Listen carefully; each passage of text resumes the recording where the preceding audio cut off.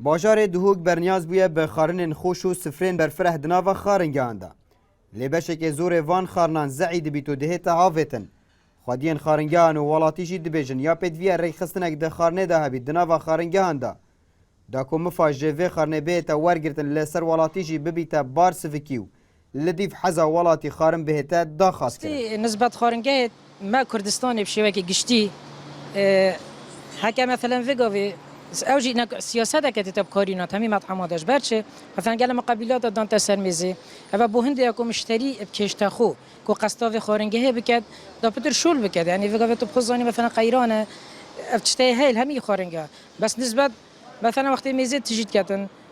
نیوا ویتش تی زعید بیتن یعنی بتا سبب تبذیر گونه همی پیش بد بلاش گلک جورا هند خلک بیان جوت یعنی ما مفتش خره دونه نبر خود این بچن بعد چوجی کو و خوریوشه و ده حق چوی زدر جوار گیریم یعنی اول خود بچن زدهی و اول خدمت اگه مازن اگه خلک ویگو دو مطعم دو کیفت کن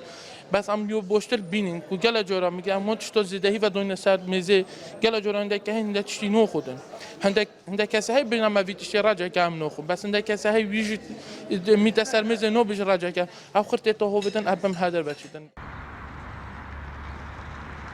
رهبریا گشتیا گشت و گزار جی لدوک دبیجیتن ما پیشنیار کریه کو خودین خارنگهان لدیف حزا ولاتیان خارنا بو بیننو لدیف وان کرستن بوتینا حاضر کرن پارا جی جی بیتا ورگرتن لیتانا اف پیشنیاره نبویا بریان بری نکمه پلانک هبو و چند ترینشتنک جیک ما انجام دایند گل ریوبری پیوندیدار و جناب قایم مقامی مرما ریکخستنکی بوان جوره خارنگه ها نیدا سروک کمالا اوتیل و خارنگه ها ادگل مدارینشتی بو و پیشنیارت خوان جیک دابون نینراتیا خدانت خارنگه هات کرو و گهش بین ریکفتنکی لیتانو کنه هات یجب اجک کرد لسنور پارزگاه دهوک به تن خارنگین گشتیاری 101 خارنگه لهنو